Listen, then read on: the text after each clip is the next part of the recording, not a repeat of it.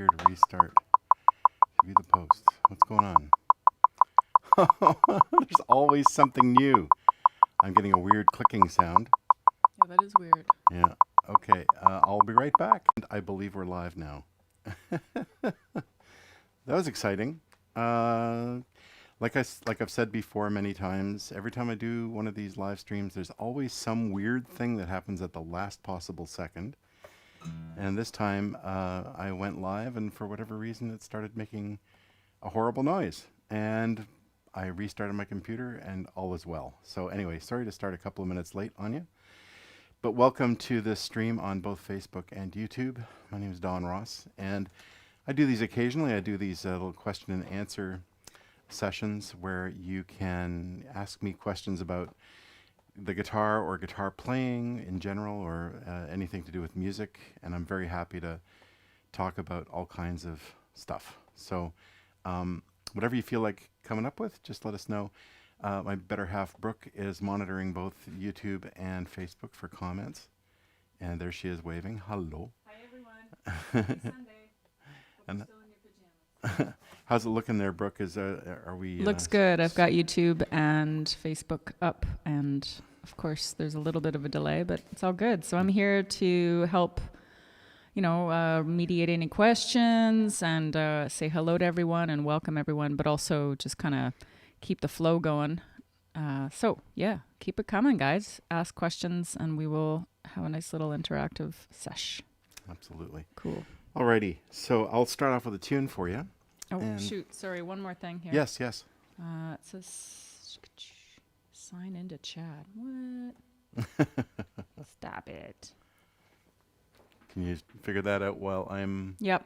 All right. Here we go. All right.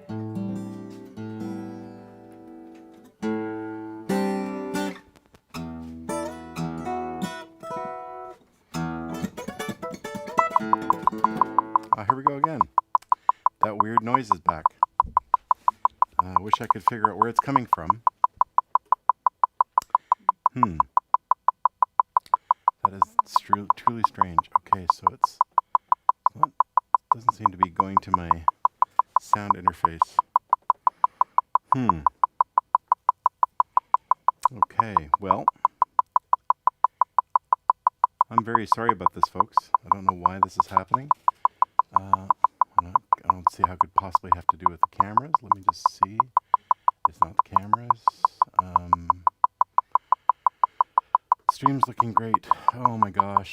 I'm glad it's looking great. It's not sounding too good right now. I'm assuming that popping noise I'm hearing is audible on the internet.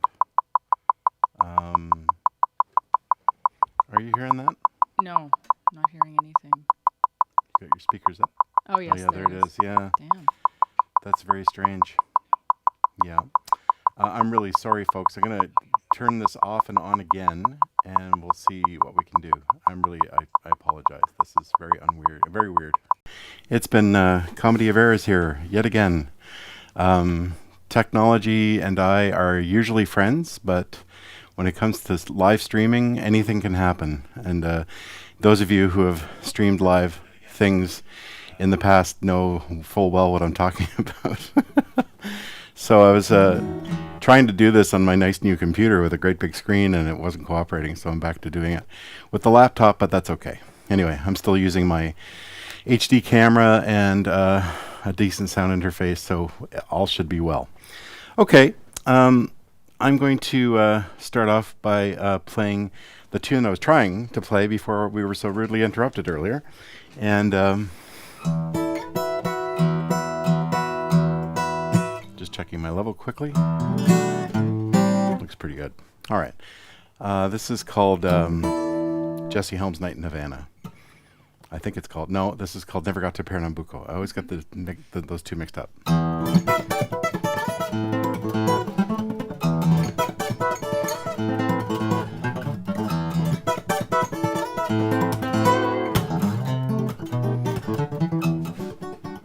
Of course. One moment.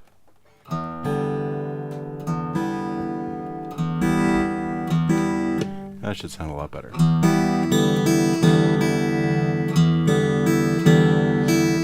All right.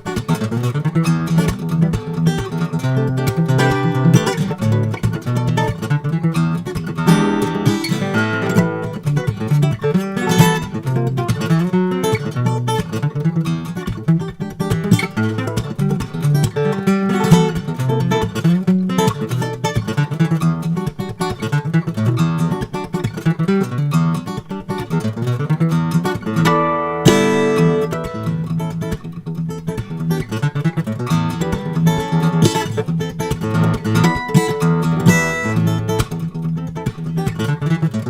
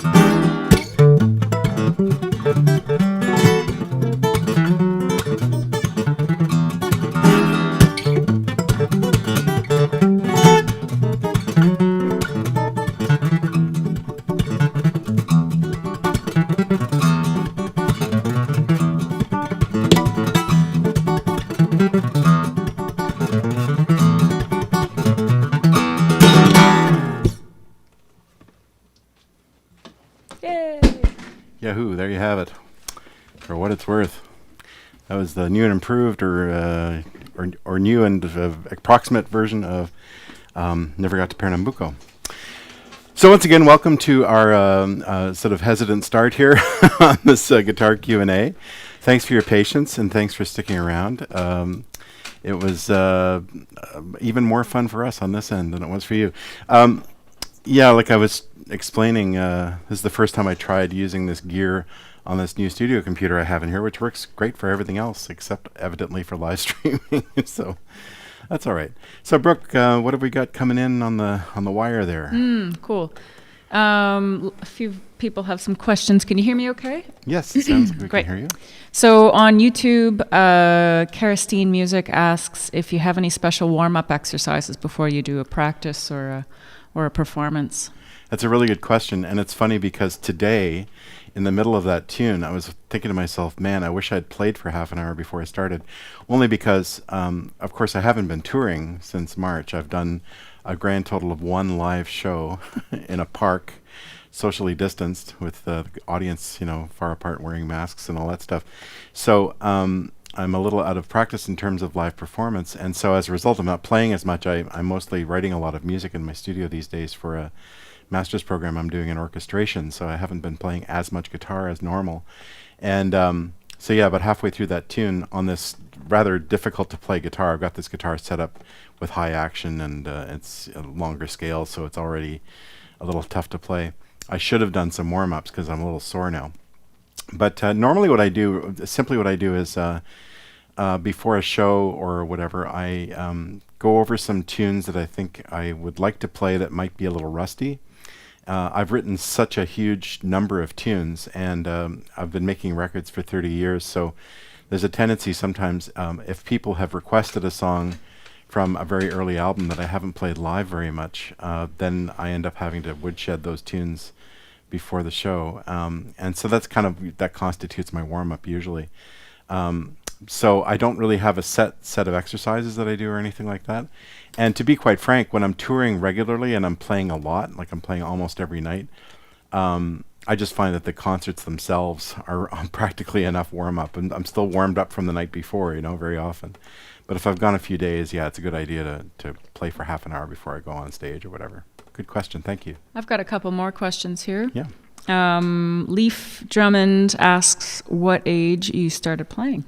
Oh, wow. I was really young. I was about 8 years old, I think. What the quick story is that we always had a piano in the house when I was a kid. My father is a classically trained singer, and so he was taking vocal lessons at the Conservatoire in Montreal, and so he bought a piano so he could do all his scale exercises and stuff like that and have something to play along with to keep himself in tune and everything with his singing. And so we always had a piano, and so I was mucking around on the piano from the time I was a kid. And my older sister, who's about almost 10 years older than me, she was taking piano lessons. So I got to hear a lot of piano being played. So I was really attracted to music from a very young age. But I grew up at a time when, there was a lot of funk, R&B, rock and roll, pop music to listen to, and of course that was mostly guitar driven. So what happened was that same sister, Margaret, she went off to boarding school for a little while, and she came back one summer, and the school had been given, they'd inherited a bunch of money from somebody's will, and specifically to buy new instruments for the school orchestra. So my sister got to bring home a guitar and a clarinet that was offloaded, and she got to keep them. And the guitar was about 1,000 years old. I think the Vikings invented the guitar, by the looks of this one. It was very, very battered, and the action was very high off the neck. But my older brother actually was my first guitar teacher, and he was 6 years older than me, and so he was catching on to stuff with his musical friends at school. And then I was like his guitar student, so I would sort of sit at his feet and watch him play, and then he would teach me how to play all the different chords, and we'd pass the guitar back and forth. So that's from the time I was 8 years old. So I was really fortunate in that I got a nice early start. It helps. Cool. Yeah. There's a couple of questions here that are kind of coming from a deeper level of a couple players, and I might mesh them together just because it sounds like these two people are kind of feeling a similar thing. Okay. MD Dunn from Facebook, and also Yentl Adams from the YouTube channel asks, Yentl asks, how have you or Brooke ever felt burnt out from music? The main reason why I ask is because I feel this constant, tiredness instead of enthusiasm. And it kind of ties into what MD Dunn had commented about. Lately, he's been feeling not any inspiration from his guitar, and he's a little concerned that maybe this means that he's what does he say? Sorry, let me just say. He feels like the magic is gone a little bit, and I have no desire to play right now. I also worried because I have never experienced this feeling. Does that mean it's over? Has my guitar music abandoned me? And have you ever experienced this? So kind of to tie the two questions about like, how do you revive that enthusiasm and enjoy and playing without feeling burnt out? And how have you dealt with that? So good questions from both of you guys. And it sounds like you're both feeling some similar stuff, which I can attest to is not uncommon or abnormal. So, well, you see, Brooke and I have been together a long time, and of course, Brooke has been at various times a full-time musician as well, and we've actually done a lot of touring together in the past. So we both have felt that feeling of being a bit burnt out by music, mostly by the fact that we worked really, really hard, and it didn't always feel like it was worth it. There's a tendency when you're touring, most of the shows you do are rewarding on one level or another. Even if you don't make lots of money, you might have a really nice crowd that really enjoys your music. You might hear people saying, "Oh, your music changed my life." Those kinds of things are very rewarding. Other shows, you also make some decent money, so that makes that feel really good, and you feel like you're on the right track. But there are those shows that are kind of soul destroying, where nobody shows up, or very few people, or you've traveled really, really far, and the show is poorly organized, all those kinds of things. So that's kind of different from feeling a bit burnt out by the instrument or about playing. Now, I've been playing guitar my entire life, pretty much. The only way that, for me, the guitar has never really lost its appeal is by not overdoing it. I fortunately, when I was younger, I had oodles of time, of course. When you're young and very few responsibilities other than going to school, you can afford to really invest a lot of time if you're that kind of person who has a good sense of direction when you're young. Fortunately, I was really lucky I did. I realized it was just by accident. I had no great plan to become a musician or a good guitar player. But I found that I kind of grew out of television by the time I was about 10 years old, and I wasn't really interested in wasting my time with other things. I didn't we didn't have video games when I was a kid, but I wasn't hanging out at the mall or anything like that. I was always kind of introverted, and always kind of had projects going on my own. And the big project was learning to play the guitar well, and later on really understanding music well. So for me, I think what's kept music interesting and inviting and new all the time is by challenging myself to do something I've never done before. For example, I don't know how well you can see it in the shot. No, they're just out of the shot. I've got a guitar stand sitting next to me. It's full of different instruments. So this is a regular pitch guitar. I have a baritone guitar sitting here. I have a 4-string electric fretless bass sitting here, which I love to play. I play it on my recordings mostly. I have my harp guitar sitting next to me, which is a totally different universe. I have a couple of electric guitars here. I've got this crazy instrument which I've barely touched, but I really want to get better at. It's called a Kelstone. It's like a 9-string tapping guitar, kind of akin to a Chapman stick, but a bit different. It's more like a guitar than Chapman stick. I also play keyboards. I also have decided to get really good at learning how to write for orchestra. So, I mean, for me, music is a very, very well-rounded kind of approach, or a discipline.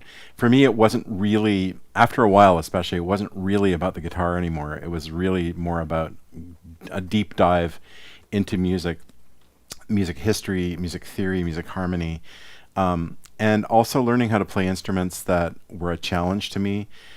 Getting better at piano is through my teen years and stuff like that. Even though I didn't really have a teacher, I really worked at it and listened to a lot of Keith Jarrett records, and sort of developed a sense of how to play the instrument, even though it's definitely my second instrument. And also playing other instruments that had frets and strings and that were guitar-like, but even the slide guitar, like the dobro, it's another instrument I play. So for me, it's really been a mixing it up thing that's really kept it interesting for me. Also for me, because I'm trying to achieve sounds that are jangling around in my brain, that I don't necessarily always have those sounds happening with a guitar in my hand. Sometimes when I go back to the guitar after I've had these ideas ruminating for a while, I say to myself, okay, how can I make this sound on the instrument that I play most of the time? And very often it's not very straightforward. The approach isn't straightforward. There isn't an easy way to play the exact idea I have in my head. So as a result, that's necessitated coming up with all the tuning system, the various tunings that I use. And so that is another way to make the instrument kind of constantly a challenge, constantly new. For me, I think what keeps things fresh is when they're hard. It's for me, when music becomes too easy, that's when I start feeling a bit burnt out and uninterested. I always try to challenge myself on some level. And these days, as a student again, I have all these tutors saying, well, this is good, but this is wrong. You got to fix this, and you could do better at that. And I'm not used to that. I've gone for 30 years with people going, yeah, nice, And then, I mean, occasionally getting a bad critique in a magazine or something, but, for a little bit of negative input. But overall, it's been just mostly positive input. And now for me, it's at this advanced age, I'm challenging myself to be a student again. And so all those things I find are really keeping it fresh for me all the time. Another piece of advice I always give people is don't over practice. I think there's this crazy, don't you agree? I think there's this crazy idea that you have to have the guitar in your hands, 8 hours a day or 16 hours a day or some crazy thing. I think that, again, when you're young and if you're that committed to it and you really want to get good quickly, that's a good idea when you're a kid. Fortunately, in my case, I was self-motivated. I didn't have parents saying you got to go to piano lessons or you got to, cracking the whip. I just like to play the guitar all the time. And but there's a mistake I think that people make, that they have to be playing, and even when they don't want to. And for me, when I don't want to play the guitar, I don't play the guitar. Basically, that's it. I have homework I need to do right now. I have to do it even when I don't want to, but it's a challenge, and the challenge keeps me interested. So I hope that makes sense. For me, it's really a matter of not overdoing it on the instrument. And as soon as I start feeling like I'm not enjoying this, I put the guitar away, I put it in its case, and I don't touch it for a week. And then I come back to it, and it's kind of like, hey, buddy, I missed you. That's how it feels. Can I comment on that as well? You bet, Brooke. Just to pick up on that feeling as if you've lost the spark or it's over, or I can relate to that feeling a bit detrimental. And it also, I think it's a sign that you maybe don't have to be too hard on yourself. But also, maybe you need to dig into some other kind of music that you find gives you a spark. It doesn't have to be guitar music. If guitar is your chosen instrument and that's the voice you want to represent, then you can still listen to any other kind of music that brings you joy, and it could inspire something to be created on the instrument of your choice. But also, I think it's important to just, it's like when you have a twisted ankle or something, you don't walk on it you let it heal, you let it rest. And if you're not sparking joy with something, then like Dawn says, don't be too hard on yourself. You don't have to push yourself to be inspired, because right now in the world, I will make this a little bit about COVID. There's so much anxiety, and however you are trying to just kind of do your day-to-day stuff and stay safe and take care of loved ones and maintain a job, etc., there's already a lot of anxiety. So your energy is going to other places as well. So if you can experience escapism and enjoyment with an instrument, great. But if you need to just walk away, then don't be hard on yourself. You're allowed to do that and dip into something else that is also something that gives you joy. Yeah, because it's another thing that we give ourselves guilt feelings about, is the whole idea that I'm not playing enough or whatever. Or you're not creating enough, or you're not being productive. All those dumb ideas that go through our heads. And of course, we're our own worst enemies for stuff like that, usually. So, it's better to let those things go and then just say, it's just like some people, you need to take a break from TV, or you need to take a break from video games, or you need to take a break from Facebook, or you need to take a break from whatever kind of other thing that fills your hours, just to sort of have a bit of a reset. I think it applies to guitar playing as well, and making music. Well, listen, those are awesome comments, and I'm sure a lot of people right now can relate to that on a lot of levels. So that's an important thing to talk about for sure. Yeah, thank you for those questions. And hi, Yentel, and hi, Mark. And Martin Lakatos just joined us from Hungary. So yes. Thanks, buddy. Hi, Martin. How you doing? We've got some really good questions too, a little more guitar-centric and kind of kit. Yes. I've missed a couple, and so I'll just try and keep up with everybody. A little ways back, Nick Korn had asked what brand of thumb picks. Can I ask a couple of questions in a row? Yeah, of course. Okay. Nick Korn from YouTube asks, what brand of thumb picks do you use? And then Ian Rossiter was asking about what bass players are you listening to that influence you in your guitar playing? Okay, so thumb picks and bass players. Okay. Normally, the brand that a thumb pick that I like to use is called Golden Gate. They're a little higher quality. They're made out of better materials. But like anything small, I tend to lose them. So I'm running short on them right now. I probably have a couple kicking around the studio here, but I'm not sure where. So I found this one in my pocket. It's it's just a National or something. No, it's a Dunlop. So these are really inexpensive. You can find them at any guitar store. The Golden Gates are a little harder to find, but here in Canada, there's a company called Long and McQuaid that runs music stores right across the country, and they stock them regularly. So if you're in Canada, you can find them at Long and McQuaid. And I've found them in the States, and I've traveled there. I'm sure Guitar Center and places like that, although her Guitar Center is having trouble financially with COVID, so I hope they're going to last. But they're fairly well distributed. So Golden Gate, they've got the Golden Gate bridge on them. They're easy to find. And like I say, they're made out of more like an Ivoroid plastic instead of just a regular plastic. So they're a little sturdier, and they tend to be longer lasting. Bass players, well, one of my favorite bass players, fortunately, is a guy I get to play with quite regularly. His name is Jordan O'Connor. And I'm not saying that just to be nice. He really is a phenomenal bass player, as well as being a good friend. So you should check him out, Jordan O'Connor. He plays with me in the quartet that I was trying to get going before COVID, called Don Ross Louder Than Usual. So if you find those videos, we do a version of Groovy Sunflowers and a version of Dracula and Friends Part 1. He's the bass player on those sessions. And he's playing his weird upright Carruthers. It's like an upright bass with no body. It sounds amazing. Then, as far as other bass players, obviously the great Michael Manring, who Victor worked. Wu. Yeah, Victor Wooten, I'm less familiar with. I know about him, but um, what I've seen so far, he's a pretty frenetic player for most of what I've seen. But I'm less into the freneticism and more into the lyricism. So I like. I'm sure I got to check his stuff out more. But Brandy Disterhoff. Brandy Disterhoff is amazing. Yeah, she's out of New York City. She's Canadian, but she lives in New York, and she's a jazz bass player, and she's wicked awesome. Esperanza Spalding. Esperanza Spalding, one of the best in the world. She's just incredible.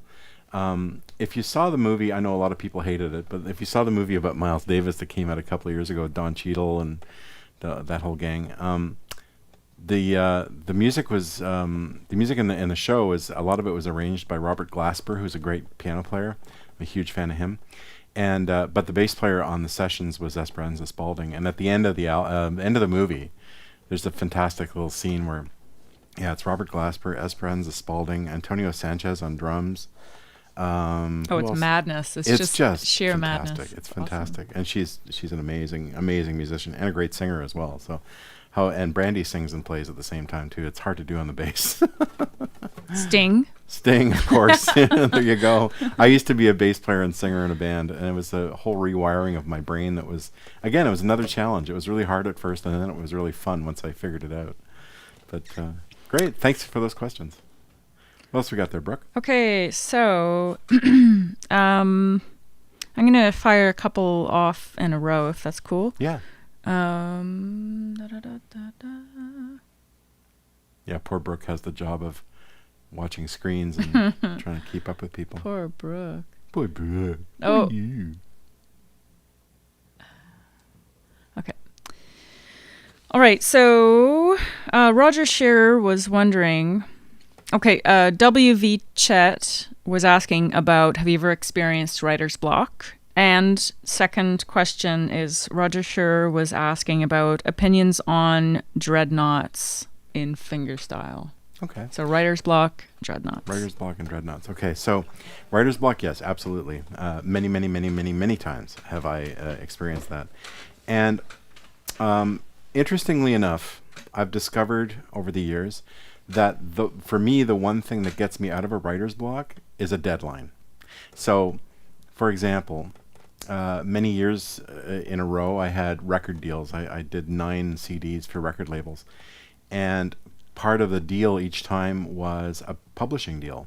Now, those are kind of necessary evils in the old, they were anyway, in the old recording business. I think it's even worse now because now if you sign with a label, very often they do what they call a 360 deal, which means they get a cut of everything that you do, including your t-shirt sales and everything else. It's kind of weird. Anyway, but publishing deals were they were the way things were done for a lot of artists. And so what it meant was that I had to produce a certain number of original pieces every album. And the publishing on it, 1/4 of it basically would go to the record company, the other 3/4 would go to me. That's basically how most of those deals worked. And that's kind of in perpetuity. So, I mean, the songs that I wrote a long time ago are still not 100% controlled by me. But the good thing about it was that I had this company saying, yeah, we'll give you an advance, provided, royalty advance, provided that you write these 10 tunes or 9 tunes or whatever in the next year. And so it forced me to have to write. There must be somebody at the door because the dogs are freaking out.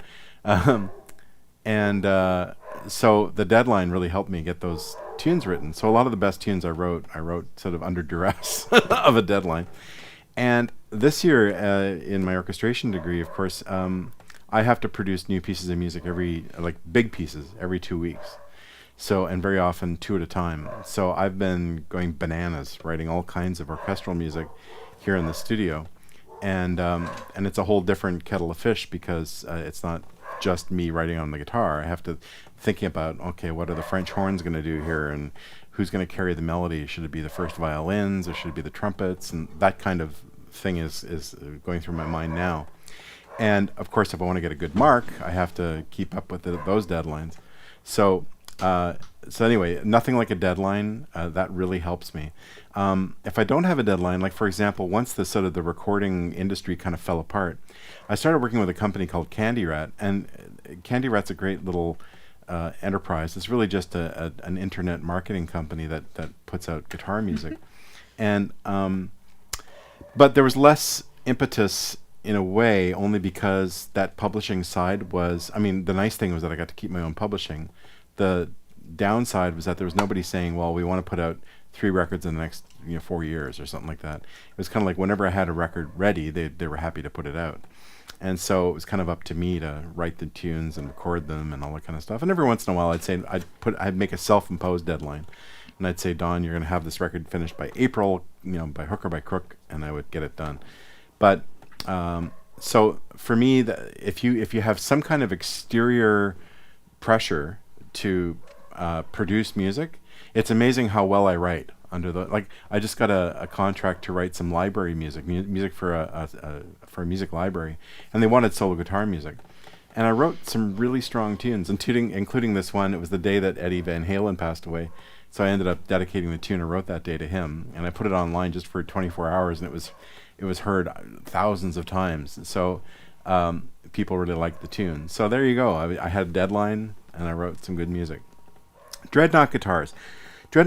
I've only ever owned 1 or 2 of them in my life. And one of them was a 12-string guitar that when I was experimenting with 12-string as a teenager.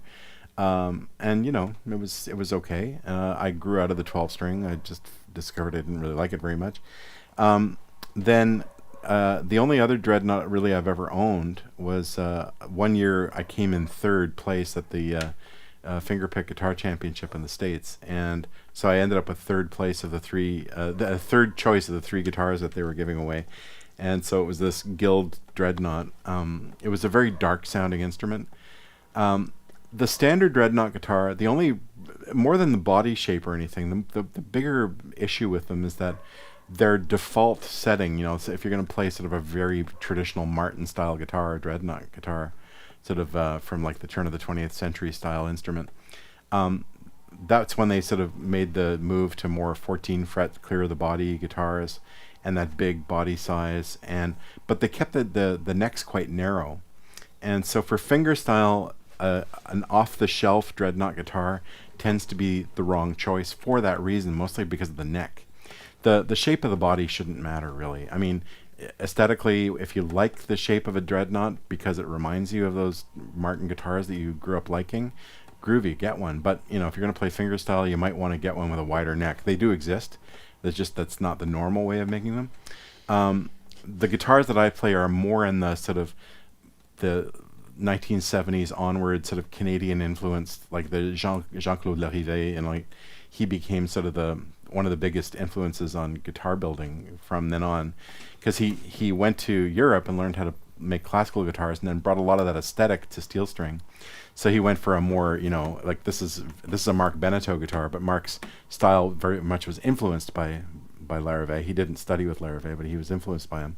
So a very Canadian shape, this guitar, and that Canadian style of flat top guitar building has spread around the world.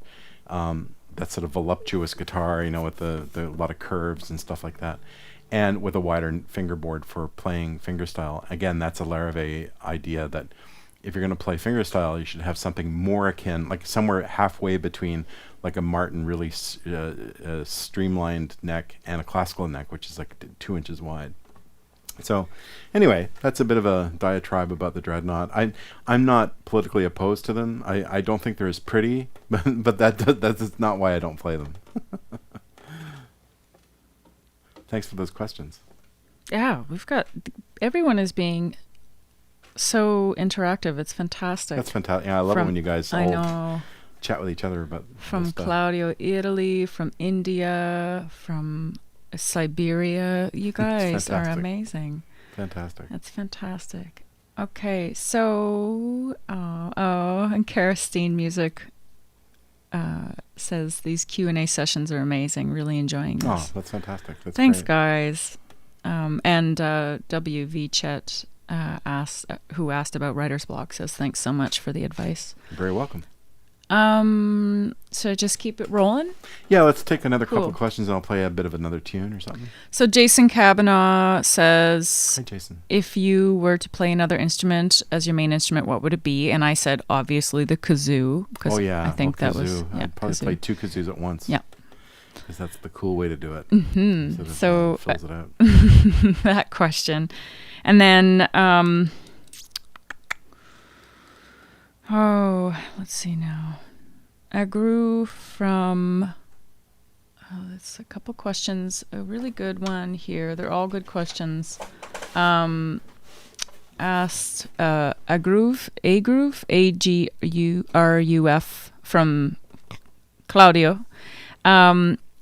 Asks if you have any suggestions to improve accuracy and precision for both your left and right hands. And he says, grazie for doing this as well. So, Okay. yeah, suggestions for improving your accuracy and precision. And what other instrument? And what other instrument? Yeah. Well, thanks, Jason. Thanks, Claudio. I do play a few different instruments, which is cool. Like I mentioned before, in addition to guitar, I play bass guitar, I play slide guitar. I play this crazy Kelstone instrument. I have keyboard skills, which is great for playing piano and other keyboardy things. I have a MIDI set up in here for my studio, so that's important. And then I love playing the drums. I would not say I'm a great drummer, but I'm a very steady drummer. And I've played some drums on my own recordings. So the cool thing is that I can, if I want to, I can do the whole, Prince Stevie Wonder thing and just layer myself over and over again, playing a bunch of different instruments, and it can sound like a band. So that's nice. As far as instruments that I don't play that I wish I played better or that I played at all, I love brass instruments. I love, trumpets and saxophones and stuff like that. And I saxophones are technically woodwinds, but they're like brass woodwinds. I kind of would love to play one of those. I've been writing a lot for woodwinds and brass this year, which is kind of cool. And then Jason knows well. Jason engineered the Don Ross Louder Than Usual sessions, and one of the tunes we did was Groovy Sunflowers with Colleen Allen's chart that she wrote. Actually, she wrote it for me back in the 90s. We sat and together and sort of worked out a very Tower of Power style horn chart for that tune, and then recorded it on an album back then, and then revisited it, 25 years later. And fortunately, I still had the charts, and a lot of the same players play on it all these years later, so that's kind of cool. So I think I'd probably love to play a brass instrument or be a better drummer. Those are kind of my among my favorites. Now, as far as the right hand, left hand precision thing, I find with my right hand, the thing that really helps, well, and this helps your left hand too. This is a very boring musically exercise, but challenging thing to try to do. It's where you play these chromatic scales, like you start on an open bottom string, for example, you start your open 6th string, and then just do 0, 1, 2, 3, 4. Okay, so you're going chromatically up the scale like that. And what you're doing with your right hand is you're just alternating between 2 of your fingers. Now you can alternate between your thumb and first finger, between P and I, or you can go between I and M, or you can do between M and A. You can try all these different combinations of fingers. And meanwhile, what you're trying to do is you're trying to encourage your left hand to really adopt very strictly the one finger per fret rule on the left side, on your left hand rather, on your fretting hand, depending on which way you play. But so there I played from the 0 fret through to the 4th fret, and I'm picking one at a time here with my right hand. So, and then move on to the next string, do the same thing. Now what happens is the guitar is tuned in fourths, so when you get to fret number 5, you're at the next string when you're in standard tuning, right? You got the same pitch. So that way you can do it, if you do it very regularly, you can hit all the notes in a chromatic scale. Here you only go to the 3rd fret on the 3rd string because that weird tuning anomaly in the guitar. And there you have the open string there. And if you want, can go up to the 4th fret there too. So what this does is it encourages you to get your hand, what I really tell my students a lot, get your hand out in front of the instrument. A lot of people play kind of like this with their hands almost like hunched in behind the fingerboard like this, and that will really limit your mobility like crazy. It's better to get your hand out in front. And I've borrowed a lot of techniques and tricks and attitudes from classical guitar playing, even though I never in my life took a single guitar lesson from a classical teacher. But I have great respect for their the system, because so much of it is just really smart. One of the things is I adopted the playing on my left leg when I sit down thing. Now right now, what I do most of the time actually is I have it here, but I also have a strap holding the guitar up, so if I don't want to lean forward all the time, I don't have to. But so I don't have to have it on my left leg. But it's basically hanging on my body in the same spot where it would be if I were standing, because I usually perform standing up. So I realized once I started playing live a lot, I thought, well, it's really dumb that I'm playing the guitar on my right leg, and then I stand up and I move it over like 2 feet, and it's like in a completely different place. And I realized that my practicing, while I was playing on my right leg, didn't help much when I stood up. When I stood up, it was like I almost had to play the guitar a different way. So I realized if I just moved the guitar over, even when I was sitting, I could play in the same position basically, and my left hand and arm would be in a better position, because then you can get your hand out in front of the instrument better, get more of a perpendicular pressing technique on the strings, and then also you hear the guitar better, you see what's going on better, you can see the frets better, see the strings better, you can see your right hand better. It's smarter all around. So I encourage people to go with a different position, because it really, really helps. If you're not comfortable with it, then figure something else out. But this is what I usually suggest to my students, but I don't tell anybody to do anything a certain way. But even if you just try this one exercise.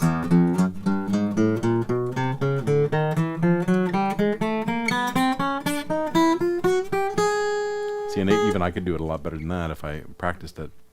And then you can go descending as well. That's right.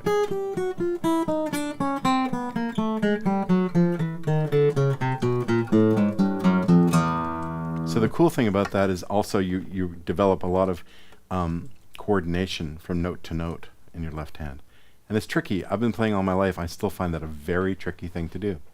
And but it's a very, very important exercise that a lot of people do. So I hope that helps.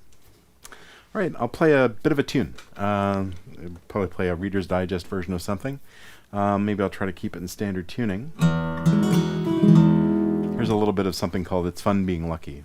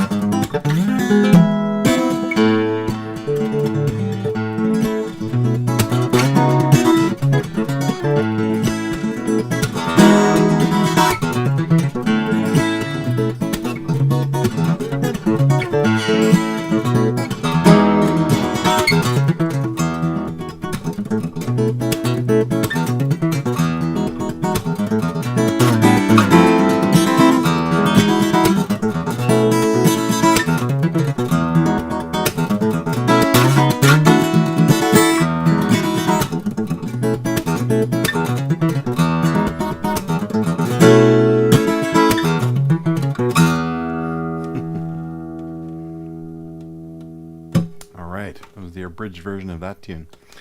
You'll notice that tune, a lot of it, especially the groovy sort of intro and interval parts of the tune, are mostly based on these two chords. This is one of them, and this is something you might want to try. It's kind of fun. This is called a major ninth chord, and what that means is you're taking a chord. So in this case, it's E. So E is normally these three notes: E, G sharp, and B. And to that, I'm adding the seventh note of the scale, which in this case is D sharp, and the ninth note of the scale, which in this case is F sharp. So you end up with this 5-note chord: E, G sharp, B, D sharp, F sharp. And I'm playing all of that except the B. The B, the fifth is always sort of the most expendable note in a voicing. It's most important you get the third in there, and if it's a seventh or an extended chord beyond a seventh, it's good to get the seventh in there. So the third and the seventh are really important, other than the root. So what I'm getting there, the fingering is 0 on the bottom, and then 7 on the A string. This is all in standard tuning. On the 4th string, I'm at the 6th fret. At the 2nd string, the 3rd string, I'm on the 8th fret. 2nd string on the 7th fret, and then the open top string.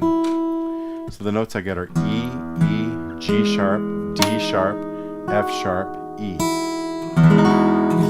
It's a very beautiful chord, and it's a nice all-purpose major ninth chord. You can take at least that middle 4 notes and move it up and down the neck. So here it's a D major ninth. In this particular case, you can also play the high string, and it'll sound okay, because that's the 9th. And here it is as a C chord. So here I'm doing it at the 3rd fret. So it's from the 5th string, it's 3, 2, 4, 3, 0.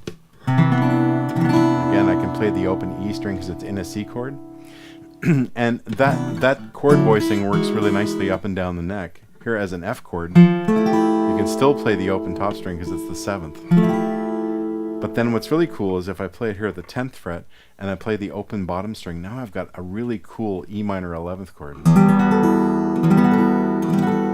And if you know the album I did with Andy McKee, I use that chord in a piece of mine called The Thing That Came From Somewhere. Back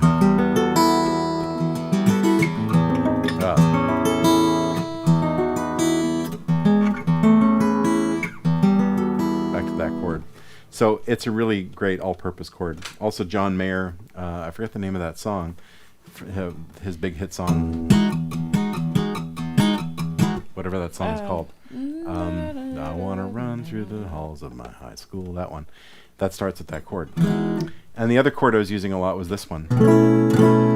So this is like an A chord, but with a B on the bottom. So B is the 5 of E, and A is the 4 of E, so it's like a 4 chord over the 5 bass. And it's a really nice way to get back to the root, to the tonic, instead of just going like B 7th, which works fine, but it's kind of a little folky, right? If you do something like this, a little more contemporary, a little more jazzy influence, get back to the 1. So that was what a lot of that song was based on. Yeah. More questions, Brooke. So many questions. No doubt. So many. We better be here for the next 3 hours. Yeah, it's okay. No, we can stay for a while. We started late, so we may as well end late. Oh my gosh. If you're happy to hang around, I'm happy to hang out. Well, big shout out to our dear friend and fellow musician Dylan Fowler is tuning in from across the pond. And we have folks from Poland, India, Slovakia. It's just incredible. I know. I love this stuff. It's great. And everyone is so interactive. I think maybe there's been a couple of questions too. Let's see now. One guy asked about, sorry guys. Oh my gosh, I can't remember who wrote it. I'm sorry, but there was a question about what you could recommend for someone learning the guitar. And I wanted, maybe we can take a moment to talk about the Don Ross Guitar Academy, because this is something that we'll probably do on a more regular basis. And also we're creating content so that we can release a subscription-based guitar learning platform for all levels, beginners, intermediate, high intensity and folks just like yourselves to be able to kind of collaborate, do some of this Q&A either one-on-one or in a group setting, and also have full access to video content for guitar learning. Don, do you want to talk a little bit about that? Yeah, so like Brooke mentioned, we've been creating this content, and so these will be short video lessons that we'll put up on a subscription-based website, and it'll be very reasonably priced. So it's going to be called just donrossguitaracademy.com. And so when we're hoping to get it live before the end of the year. We've been editing our brains out, Brooke especially. She's she shoots everything, she records everything, and she edits most of the content. So we're trying to get this. We've got the beginner content almost completely done now. So we'll probably beta launch just the beginner stuff before the end of the year, and then we'll work on the intermediate and advanced material later. So that's something you may want to consider. Hopefully that'll be live in the next couple of months. And the nice thing about that is that we're trying to keep most of the lessons relatively bite-sized, like 10, 15 minutes at the most. And so that we deal with kind of one issue, and then you can watch the video many times. You can really absorb the material that's there.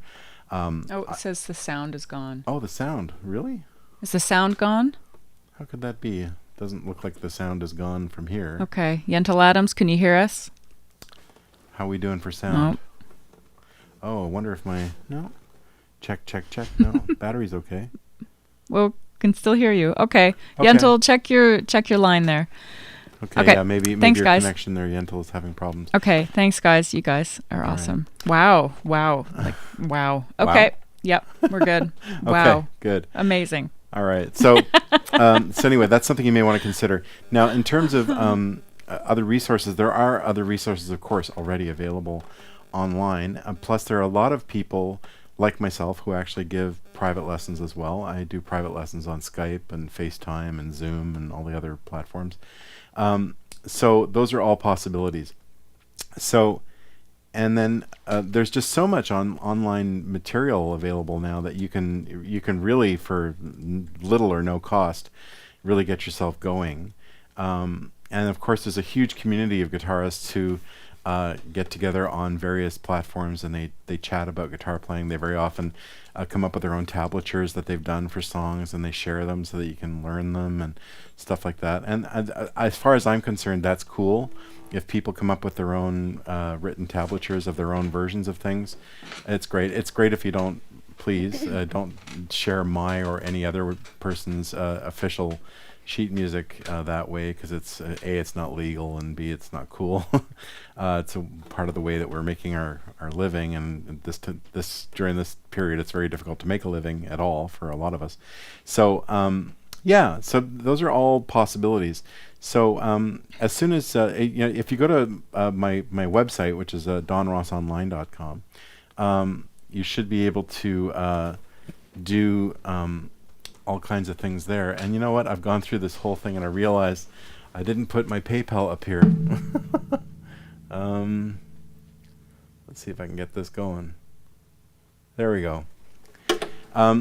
So of course, very happy to take donations here. I blew it and I had that up on the original computer. Forgot to put it up here. Here it is here. So whatever you feel like donating to help out, that's great. Happy to share this information with you, and happy to hear back from you. Okay, so we have a whole whack of questions, and I really want to try and get to everybody. Yes. So maybe we can fire off a few, and then play another tune. Sure. This is okay. I don't want to be a bossy pants over here, but I'm going to be a all right. bossy pants. All right. So. Keep me in line. Oh, geez. Okay. Boyan Histroff wants to know if you have a preference on a bridge pin, wood, brass, plastic, etc. Does it matter? Do you have a preference? That's question number one. Yeah. Okay. And then Tyson Somerville was wondering if you could recommend standard tuning fingerstyle tunes to practice on. Okay. As far as bridge pins go, you may, I don't know how well in the shot it's been, you may have noticed that these guitars that I play don't use them. I used to have guitars with bridge pins in them many years ago. Now, for those of you who are wondering what a bridge pin is, the string goes over this thing here. It's called a saddle, this little piece of bone. And then on a lot of guitars, the string goes down into the bridge, this thing here, using a pin that holds it down. Usually it's made of plastic or bone. Or so Boyan's question was about ones that are made, you can find them made of brass and stuff like that. And so there's all these different kinds of ideas about what the best material to make those bridge pins is out of. Well, that's a really difficult sentence to put together. Anyway, the whole idea is that it helps transfer the vibration of the string into the bridge and then into the top and then out the sound hole. And in my experience, I've only ever used, I guess, bone ones, except for like when I was a kid and I had a very cheap guitar that used plastic bridge pins. But bone is a nice hard material and it helps transfer the sound well. I've never used a guitar with metal pins, so I have no opinion on that. But what I did do once, many years ago, one of my guitars, actually I guess my daughter owns this guitar right now. It's an old Loudon guitar that I had. I did replace the nut, this part up here, which is also made of bone usually. I replaced that with a brass one, and it was kind of interesting. What it did was the open strings rang a little bit differently than using a bone one. So because it's metal on metal, so it just has a more shiny sound. Anyway, as thanks Boyan for the question, and hi to you in Copenhagen. And then as far as standard tuning songs for fingerstyle, there's millions of them. As far as my own tunes that are kind of manageable, there's a piece of mine called the King Street Suite. It's kind of almost neoclassic sounding.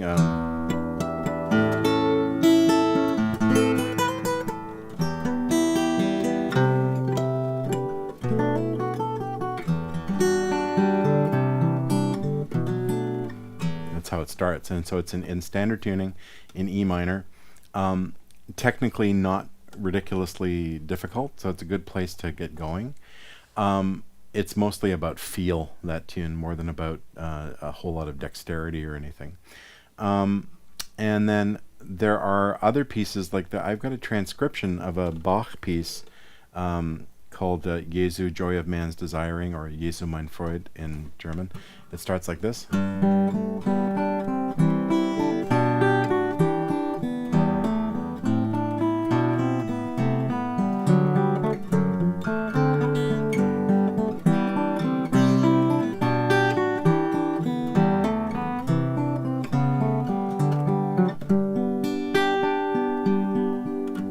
That's a really interesting tune because it's very, very methodical. It's in 9/8 time. A lot of people think it's in 6/8 time. A lot of people think it goes 1 2 3 4 5 6 1 2 3 4 5 6, but it actually goes 1 2 3 4 5 6 7 8 9 1 2 3 4 5 6 7 8 9. So 3 groups of 3, and it's good because it's one note at a time, so it's not ridiculously complex, but the bass line and the melody line complement each other. So, and it's a classic use of Baroque counterpoint in that piece. And again, not too difficult technically. So tunes like that are good to start with. And then, those are relatively advanced starter tunes. You can look into learning a lot of public domain traditional tunes like Freight Train, the Elizabeth Cotten tune. That kind of thing, that gets you going with Travis picking, and is a perennial favorite folk song that a lot of people know. So there's a lot of material, and I think that once again, it's really a matter of just getting online and poking around. You'll find scads of it. Other questions? Yeah, tons. Okay, I'm trying to catch up to everyone. So just while Dawn is chatting with you, I'm scrolling back and trying to catch everyone's questions. So don't be shy. We will do our very best to accommodate everyone, and really appreciate this interaction. So, a couple of quick questions. Crossy Krasi Parvanov was asking about if you're using only the K&K to amplify your guitars. And then Yentl Adams was asking about if we miss traveling. Okay, for amplification, yes, the preferred system that both Brooke and I use, and that a lot of professional players use, is K&K. So they're based in Oregon, USA, and the system that I use and that you're hearing right now, actually, here I'll throw my reverb back on so it sounds a little more official. But all you're hearing is my plugged-in sound. I don't have an acoustic microphone in front of the guitar. So if you look carefully, you can see inside the sound hole. You may be able to see the little microphone there. Let's see now. There it is. It's not the it's sort of at the bottom there, bottom of the screen. So you can see the microphone there in the sound hole. Okay, so that's giving you a very acoustic sound. And then there's also a transducer in this guitar, and what it is, it's 3 pieces, and it's stuck under the top here. Actually, it's stuck to the bridge plate. So the bridge plate is this piece of hardwood that helps you the music transfer. Basically, when you hit the string vibrates. It goes into the saddle, which gets spread out by the bridge across the top. And then the bridge plate underneath also helps spread the sound around on the top. So, because it's basically made of the same kind of wood as the bridge. So the principle is that this particular transducer that you're using in here is a little more wood sounding than they normally are, because it's actually mounted inside the guitar under the top.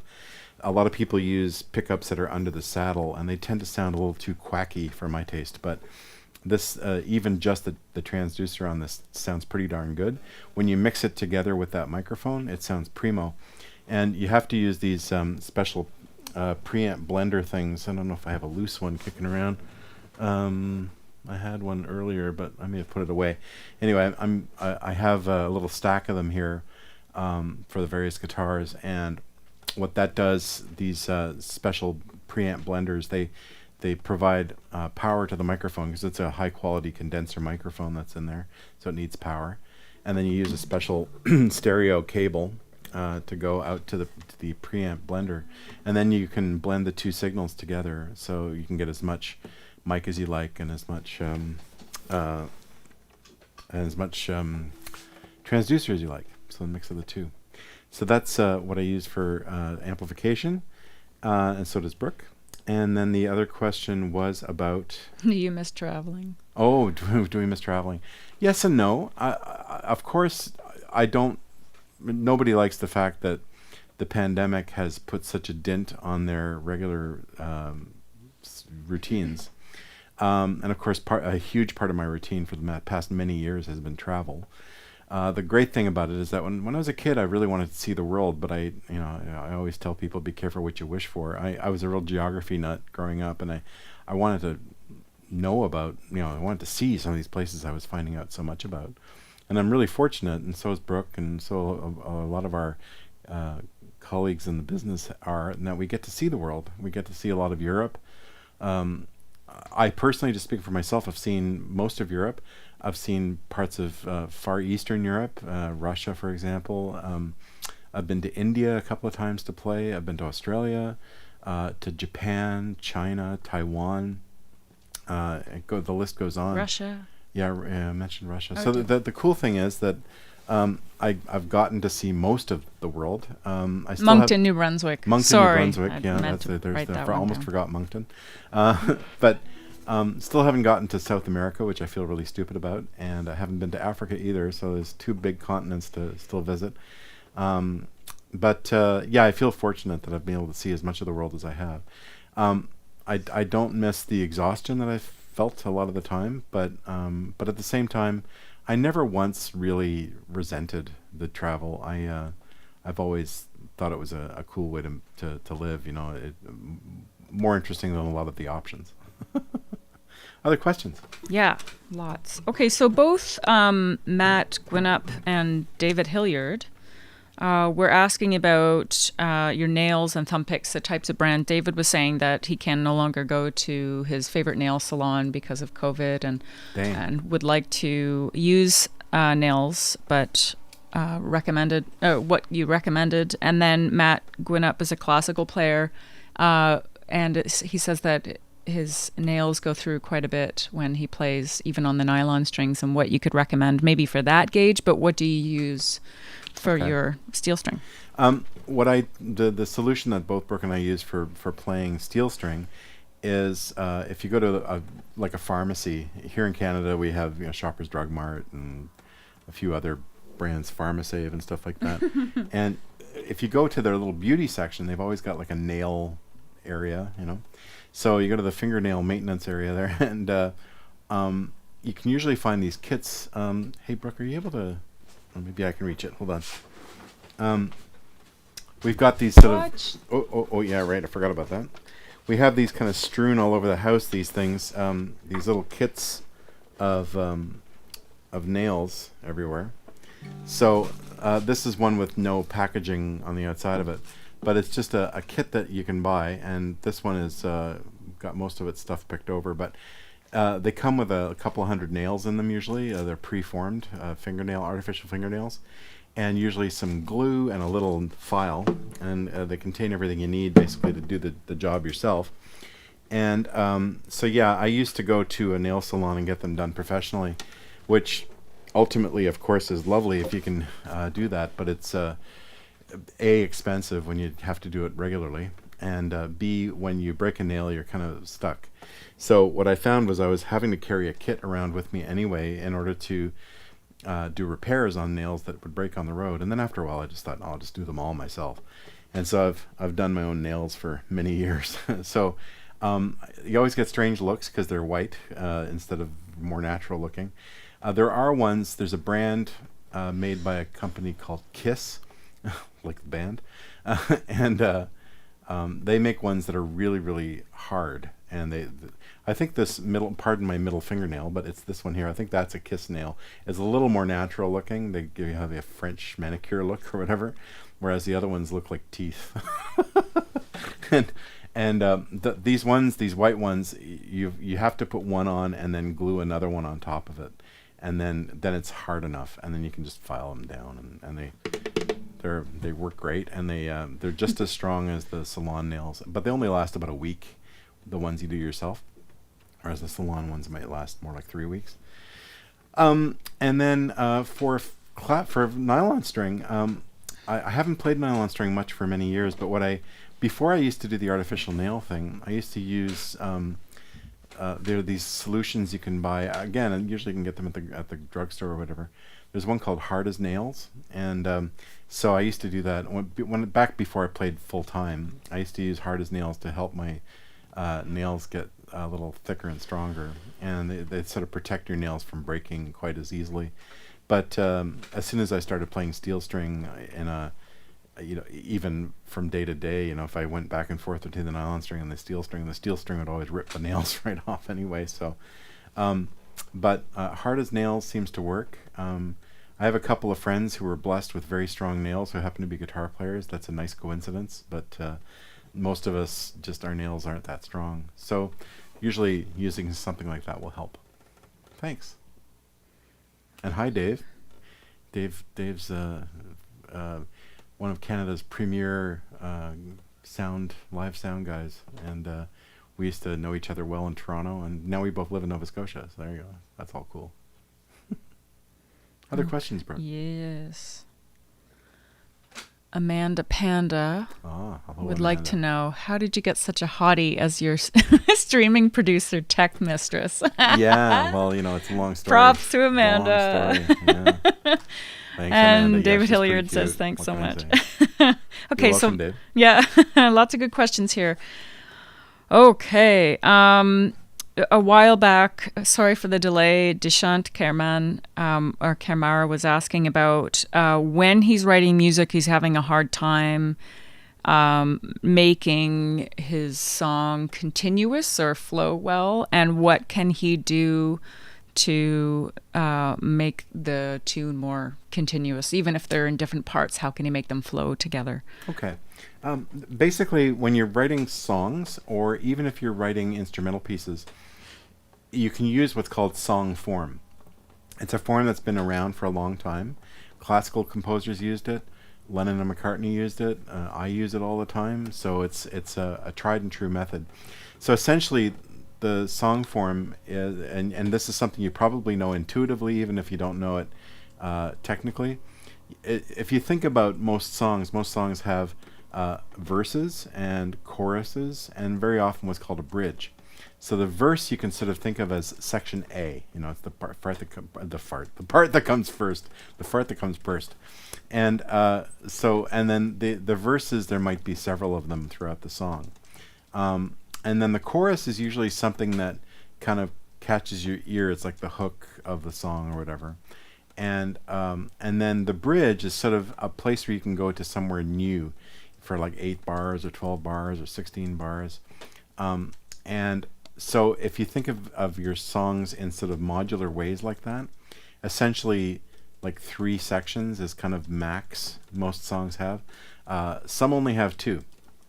So, for example, most Irish fiddle tunes, for example, are binary. They have 2 sections.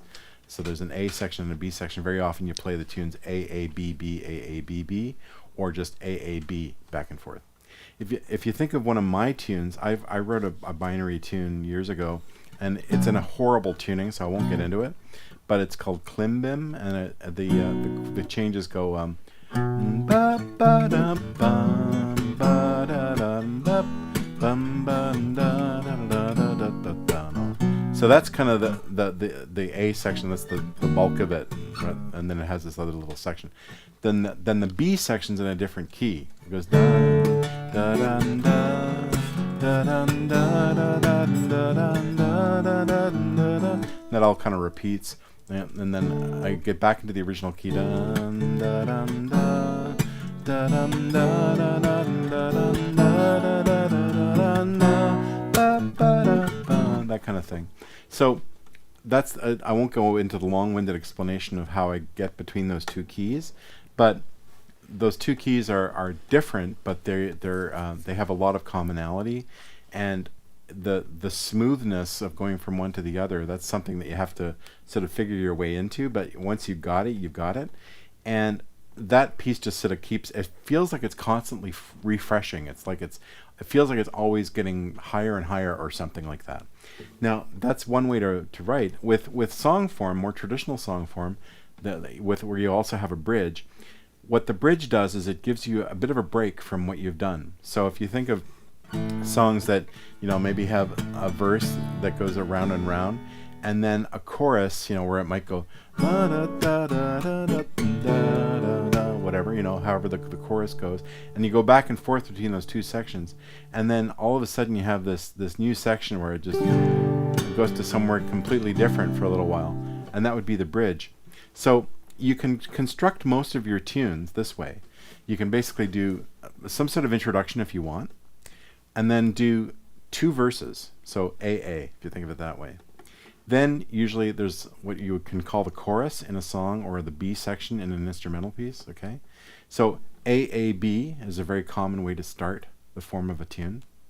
Then you can go back and do another A, and then another B. So that tends to be the way I write anyway. I go AAB and then AB. So if you think of that as 2 little chunks of the tune. So really you only need 2 really good ideas, and you're going back and forth a certain way between them. Then, for my new idea, my bridge, I go somewhere else. Usually I go like to the relative minor key, or I might go down a whole tone. I give it sort of a different sound. I set it apart from the rest of the tune.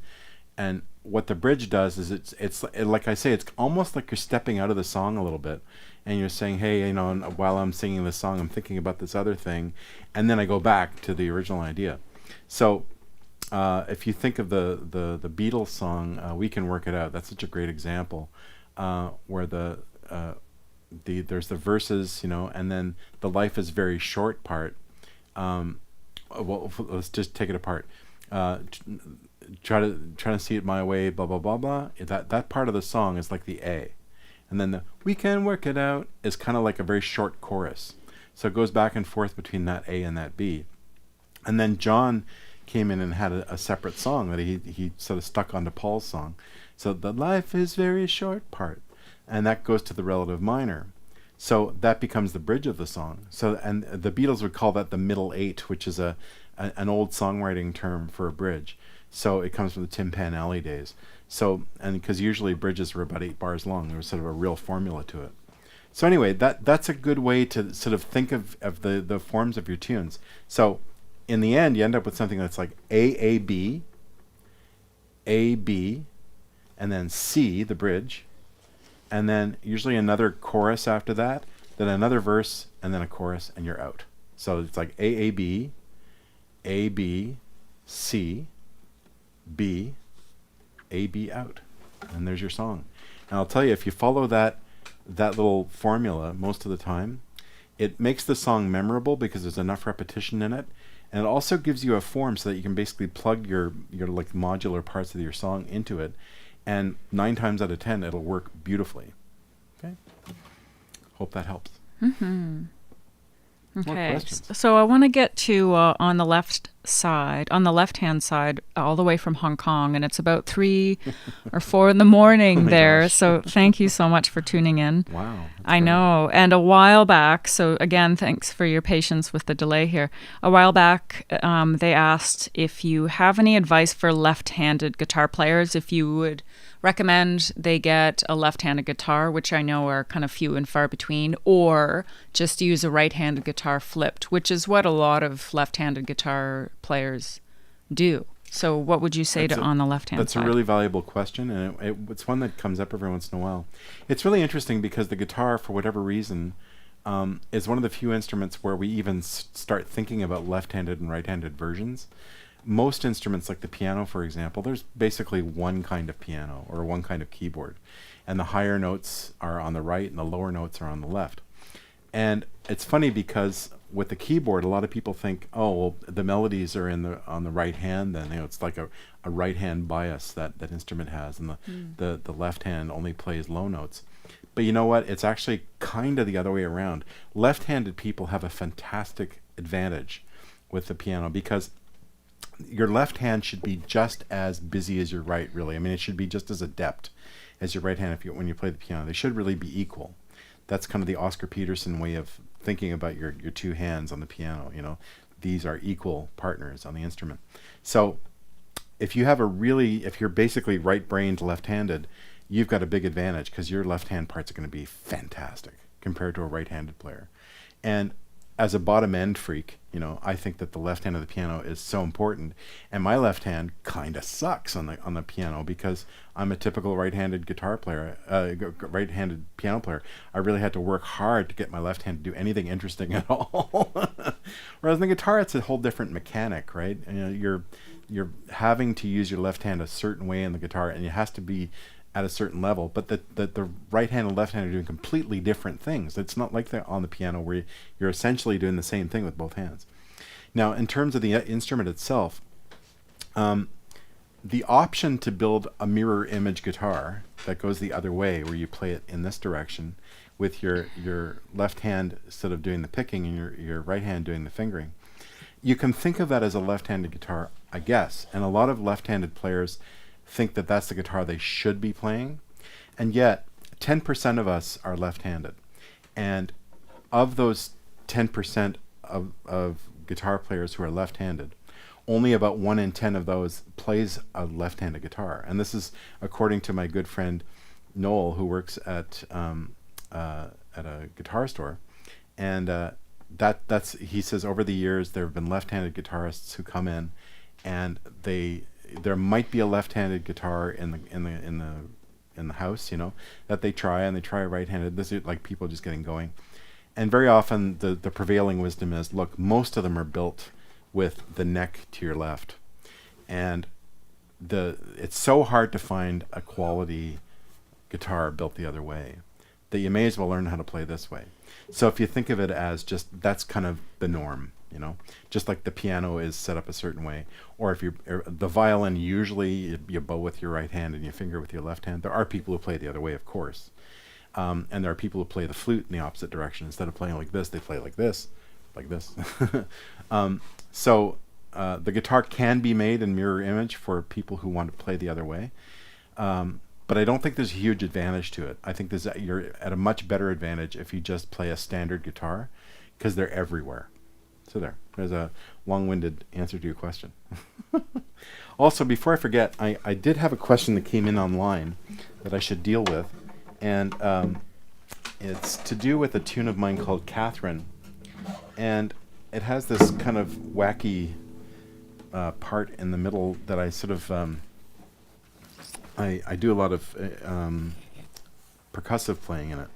So I'll just try quickly to show you a little bit about that. I'm just going to switch the guitars on my mixer, make sure it's working with my headphones. Now, this is my bizarre looking baritone guitar that Mark Beneteau also made. And the piece in question is called Catherine. Now, Catherine is written, I wrote it on the standard guitar in DADGAD tuning. I haven't written that many tunes in DADGAD, but it was just after I sort of discovered the tuning back in the 80s, and I wrote like 2 tunes in DADGAD, and this was one of them. And then there's the version that the gentleman who got in touch with me was asking about was the version that I did on an album called Huron Street, where I re-recorded the song on the baritone guitar. So the baritone version of DADGAD is based on A. So it's A, E, A, D, E, A. So it's DADGAD tuning, D, A, D, G, A, D, brought down a fourth to A. Now, so the main part of the song starts like this. I'm really out of tune.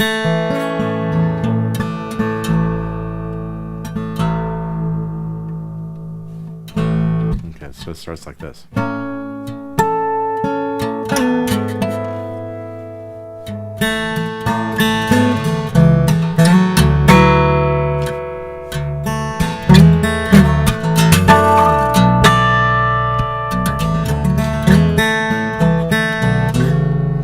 Anyway, that's how the tune starts. Now there's a section in the middle where when I first recorded the song, I recorded it with a violinist and a bass player, and they were both great improvisers. So I thought it'd be cool to get them to solo on it. So I thought, well, I'll come up with sort of an interesting set of changes for them to solo on. So I came up with these. It's like, if you think in D, because pretend we're in DADGAD, it's like an E minor chord, that E minor, to a C chord, to a B minor chord, to an A. So what I did was a couple of times I just sort of strummed behind them like that.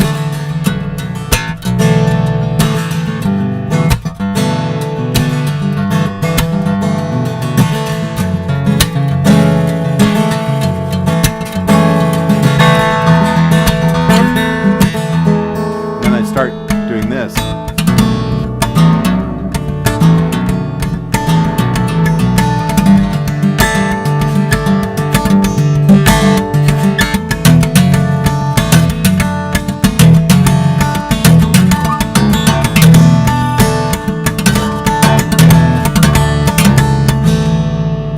Now, I won't get into intimate detail about all of that, but the essence of what I'm doing is I'm using what are called slap harmonics. Okay, so a slap harmonic is when you play these harmonic sounds. In this case, I'm using the ones at the 12th fret, which sound an octave higher than the open string. And instead of picking them and just touching the node like that with my right hand, with my left hand, like I would normally, instead of doing that move, I'm actually just using my right hand and I'm slapping, not too hard, but I'm slapping at the 12th fret on the string. And that way I get a percussive sound, a small percussive sound, and I get the harmonic at the same time. So it's quite different sonically. The difference between this and this is pretty marked, right? And so I'm using that as a timekeeper. So 1, 2, 3, 4, 1, 2, 3, 4 for the most part. And then what I'm doing is, with my left hand, I'm doing tapped bass notes. And so sometimes they're on the beat like this, 1, 2, 3, 4, like that. And sometimes they're off the beat like this, 1, 2, 3, like that. So I do a mixture of them like this, 1, 2, 3, 4.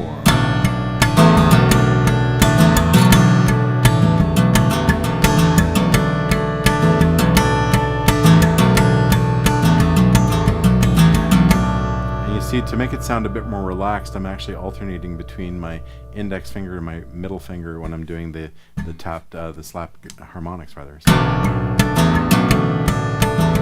So it's not always the same sound over and over again. And then on the C chord, I do this variation where I go.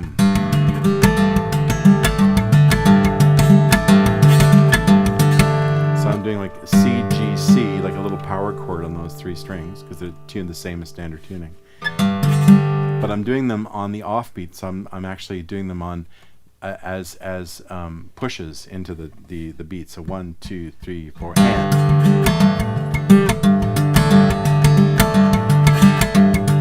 Cool, eh?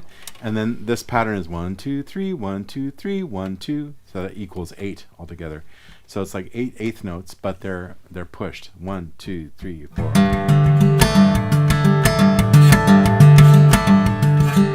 Like that. And then I go back to the slaps and taps. And here I'm doing tap bass notes on multiple strings here. Bottom 3 strings, again, sort of a power chord thing.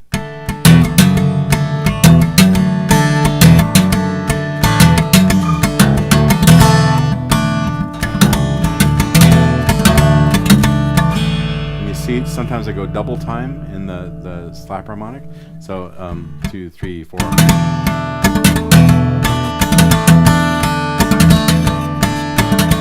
So it's like I'm going 1, 2, 3, and 4. 1, 2, 3, and 4. And then in those little extra eighth notes that I'm doing here, I'm slipping a little 16th note in between them. So it makes a very complex rhythm. So there is a tablature for this that's available on my website, and I actually write it out note for note. So if you're into trying to decipher how to play that meticulously, that's the way to do it. So there you go. I meant to answer that question, and I did. All right, Brooke, what else we got happening there?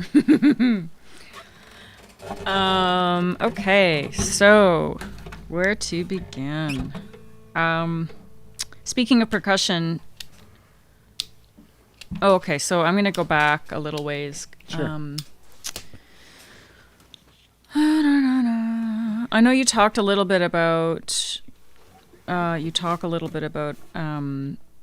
being a student again. Boyan Hristov he's now currently studying composition and music education in Denmark. In Copenhagen, yeah. Cool. So, and being a mature student, I guess he was asking, how does it all feel to be a student again, and being the learner and not always the teacher, and your colleagues and fellow students, etc. How does that feel? It's really interesting, and that's a great question. I sort of alluded to it quickly before, but yeah, I've spent 30 years outside of the university system, except as a teacher. I was a part-time professor 10 years ago in the guitar department here in Halifax at the university, and then a couple of years ago I did a half year as the artist in residence at the university in Ottawa called Carleton University.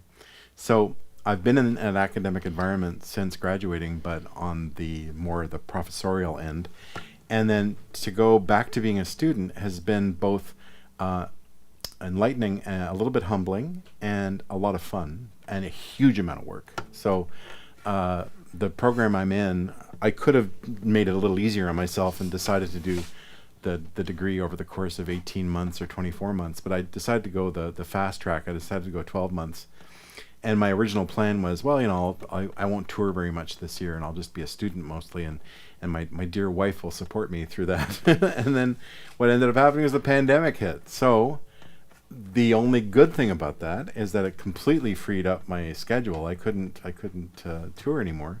So aside from doing these sessions and some one-on-one guitar lessons with some students, the rest of my time, basically, when I'm not out walking dogs or grocery shopping or whatever, is spent on schoolwork. And so in a way, it's been a blessing in disguise, because I think it would have been very difficult for me to do the program in 12 months if I had also been worrying a lot about staying on tour and having to make something approaching a full-time living. Fortunately, here in Canada, our government was very on top of supporting the population, especially self-employed people who lost their livelihoods. So we didn't go completely broke. It's been tough, but but the good thing is I've been able to be that student that I really wanted to be. I've been able to free up the time to do it. So yeah, it's been a great experience. I would actually highly recommend it. I think it's been a lot of fun.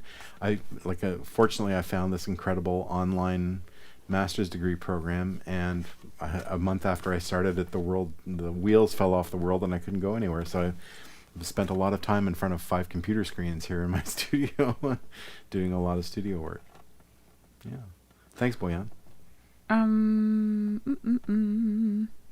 Okay, and going back to some technical stuff. Also, you've got a couple of viewers and fans who speak English as a second language, and they're requesting if you speak just a little bit slower because they want to catch all your words. Of course. It makes perfect sense. Thank you for suggesting that. That's smart. So, okay, I'm going to hit you with a couple here at the same time. So Jacob Chilujia was asking about the kind of necks you typically have on your guitars, the feel of them, if there's any kind of if they're considered a flatbed, or if what you generally like in a guitar neck. Okay. Oh, well, second question is Ron Kilbride was asking about the brand and gauge of the strings you use. Okay. Great questions. So I'm very fortunate in that I get my guitars custom made for me. Not all of us are able to do that, I understand. But the advantage of working with Mark Beneteau, the guitar builder that I work with, is that right from the very first instrument he ever made for me, he was very concerned that I make sure that I got the guitar that I really wanted and that was really suited for me. So, I'm a big man with big hands, and so I needed a guitar that would be roomy enough on the neck for these huge fingers of mine. Plus, I play fingerstyle, so fingerstyle you tend to need a wider neck anyway. It doesn't matter how big or small your hands are, because there's a lot of places your fingers need to go that the wider neck really helps to facilitate. Also, I use a lot of low tunings, so I had him build the guitars with a longer scale and with a large body to take the bottom end.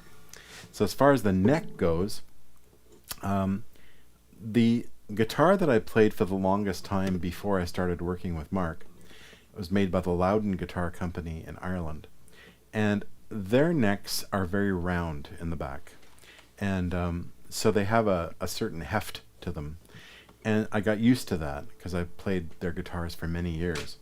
So when I started working with Mark, I said, well, it would be nice if the neck was not too skinny in the back, not too flat. I'm used to it being round. I'm used to being able to position my left hand a certain way on the instrument. And so he makes the neck round for me to make it the way I want. And of course, he also makes it wider than normal and a little longer than normal. So all those things really help a lot. As far as the strings go, I have a relationship with a company called Ernie Ball, and they're based in California. And they approached me a few years ago because they were going to start marketing a guitar string that wasn't made out of the regular bronze that most guitar strings are made out of, like phosphor bronze or 80/20 bronze. They were going to make a bronze with aluminum or aluminium in the alloy. So they called it aluminum bronze. So they sent me some strings, and it's kind of funny because when I first got them, I put them on and went, I don't know, because I was used to the sound of phosphor bronze. Phosphor bronze gives you a lot of harmonics, you know. The harmonics are kind of like jangling around, and there's just a lot of upper partials. I'm very fortunate in that my hearing is still good, so I could hear all these upper partials. And when I put the aluminum bronze strings on, they had a different sort of way of exaggerating different harmonics. So it was quite different sounding. And then I talked to a few of my friends who were using them, who liked them. And I said, so why do you like them?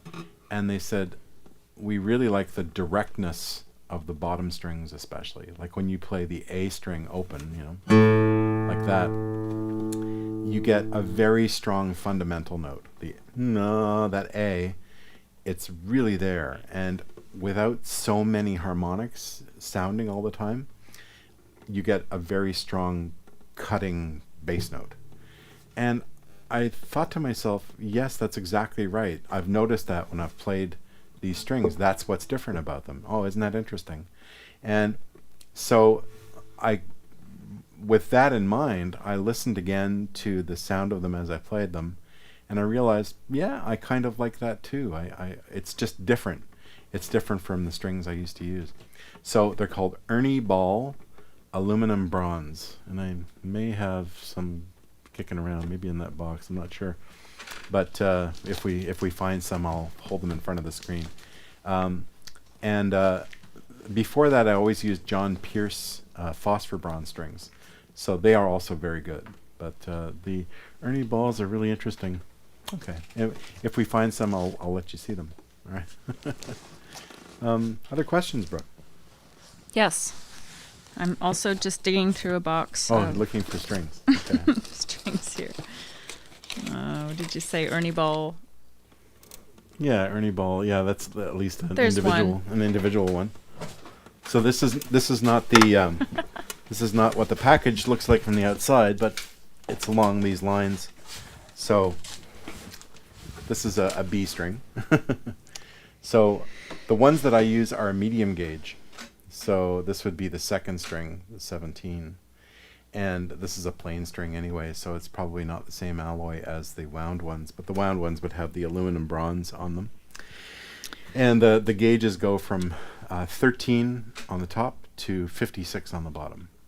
And that's a typical medium gauge string.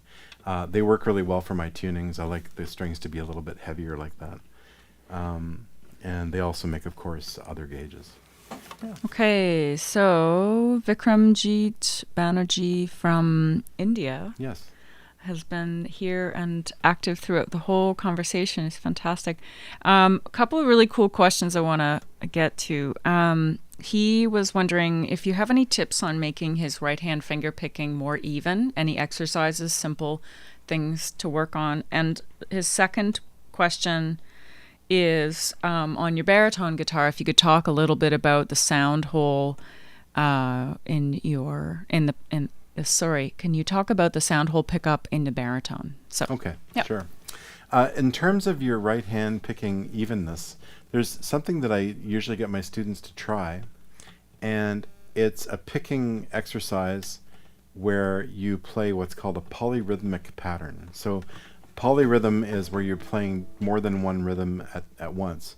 Now, the question comes from India. Now, your music, of course, both your folk music and your classical music, is full of polyrhythm, and that's actually how I learned it. When I was at York University many years ago doing my undergraduate degree, I took a full year course in South Indian drumming and South Indian rhythm. So I learned all about solkatu, the rhythmic solfege, and it was an amazing experience. I worked with Shankaran, one of the world's great mridangam players. And so it really got me interested in polyrhythmic ideas. And so one of the polyrhythms I get my students to try is just to go back and forth between, say, the third and fourth strings. So I'm just using my thumb and my first finger, and then, my thumb and my index finger. And I do this. I play this rhythm.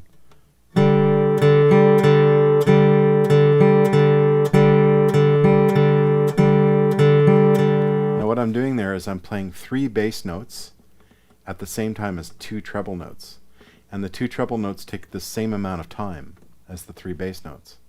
So you're playing like 2 on top of 3. And it works out to be exactly a certain kind of pattern that sounds like this. So a lot of people call that the nice cup of tea polyrhythm. Nice cup of tea, nice cup of tea, nice cup of tea. Now that's the beginnings of the exercise where you discipline yourself to play the 2 rhythms with your thumb and index finger. Then what you can do is you can flip it around and play it in the other direction, basically, where the finger is playing the faster of the two. So the finger is playing the 3, and the thumb is playing the 2, like this.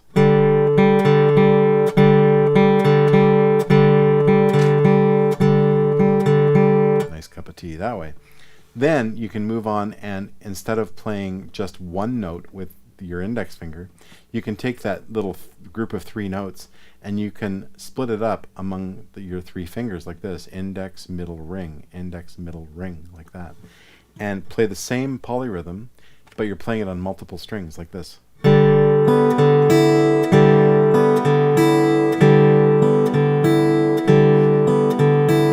good thing about this is that your 2 sets of fingers basically have to think very independently. And here I am trying to talk at the same time. It's not easy, okay?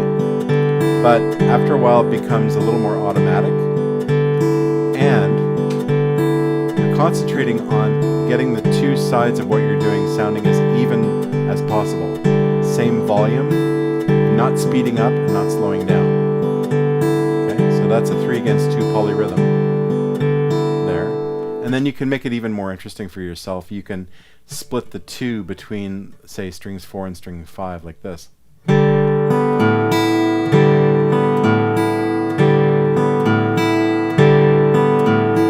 You see the rhythm is still there. Nice cup of tea, nice cup of tea. So maybe I'll try this with an E minor chord, a little more interesting sounding. So same thing I just did, like this.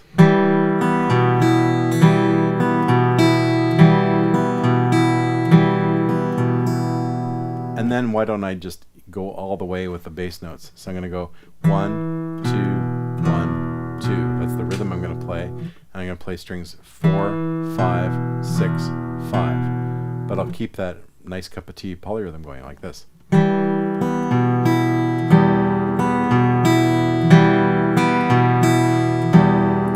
So what you're focusing on is independence between your thumb and fingers, as well as evenness of volume. Trying to make sure that both voices are getting the same amount of energy, basically, so that they make the same amount of sound. And after you've practiced that for a while, you can do it more quickly.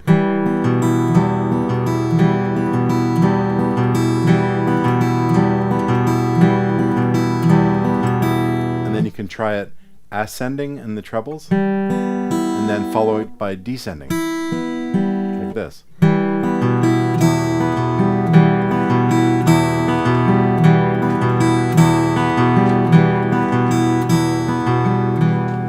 So that little exercise really helps your timing, and it helps the evenness of tone. Also helps you to think about 2 different rhythms at once, and it works out a lot of coordination with your right hand. So if you want to try that, we'll archive this on YouTube and Facebook for a while, so you can always go back and look at it over and over again and try it yourself. All right. Other questions? Yes, lots. Well, a couple, and then it's probably okay. time We'll is- go another 10 minutes or Yeah. so. So- Once again, if you feel so inclined, please make a donation. Always, every little bit helps.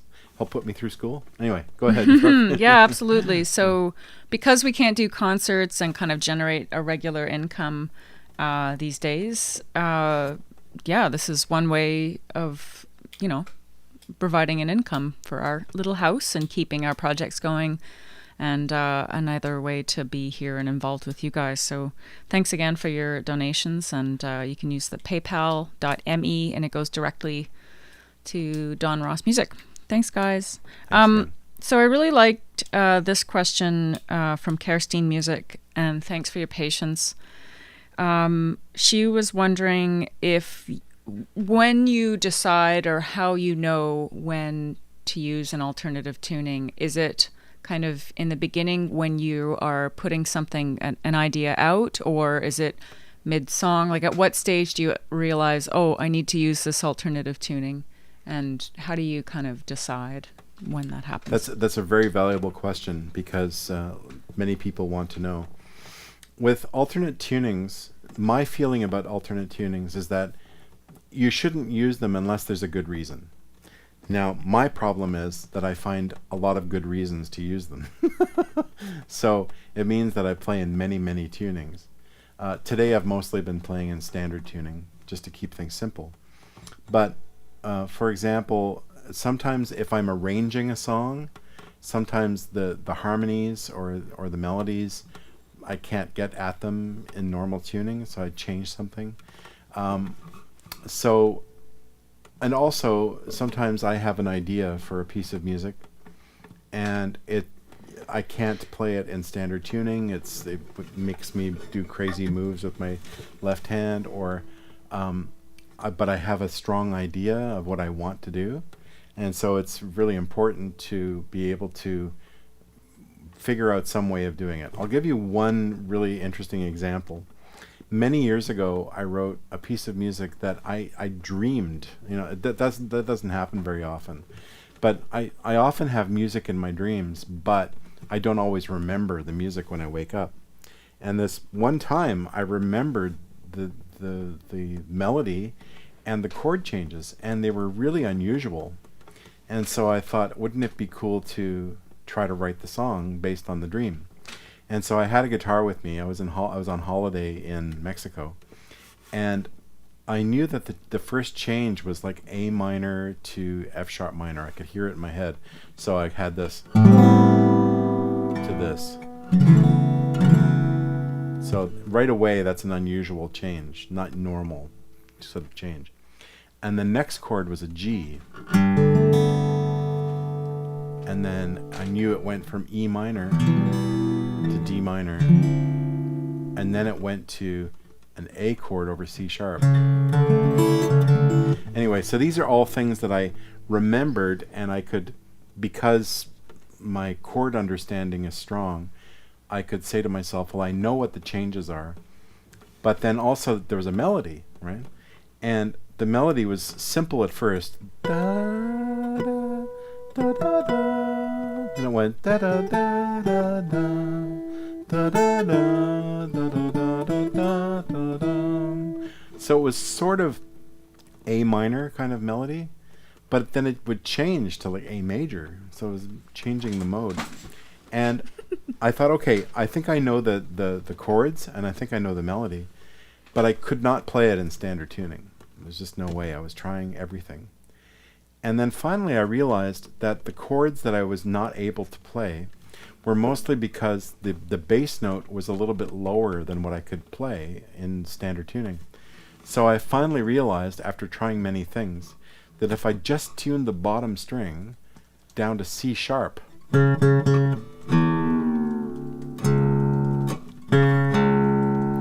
I could play the whole song. It was crazy because I have never used that tuning before that song or after that song ever again. I have never played in this tuning. It's a weird tuning, right? So this is not really an open tuning, but it's an altered tuning, meaning that I've taken the tuning, the standard tuning, and I've changed it. Okay, so all of a sudden, the song, I'm trying to remember how it starts. Oh yeah. So there's that first change that's very strange. And then, so I was able to use chords that I would normally use in standard tuning, but then this chord was the one I really wanted very badly, with a low bass note. So this is like an A, add 9, but then over C sharp, which is the third. And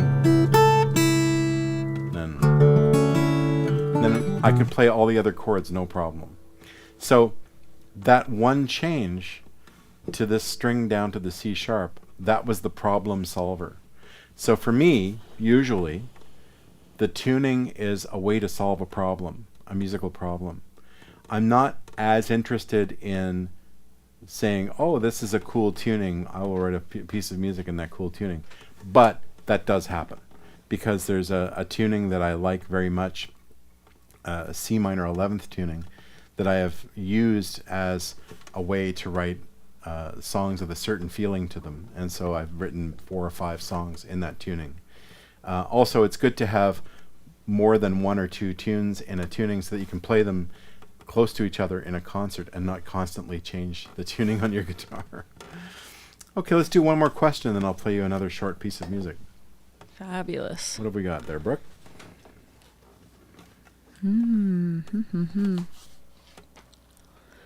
Thank you so much, everybody. These are great questions, and thanks for putting up with our little technical problems. I guess I'm realizing I have to stick with the old laptop computer, and just because if it ain't broke, don't fix it, as they say, right? So, gosh, so many questions. Guys, thanks so much for all of your interactions today. If we didn't get a chance to answer everyone's questions, please know that they're not lost on us, and we'll do this again, and hope that we can kind of revive some of the questions that we didn't get a chance to answer today. Yeah, you can look forward to one of these, at least one a month. Absolutely. Maybe two a month. So, and also with the Guitar Academy, we're going to be setting up opportunities to do interactive sessions like this, either in a group setting or a one-on-one. So Absolutely. If either as part of the lessons package or on its own. So we're still trying to figure out how that all works, so that we can make stuff like this available to you guys.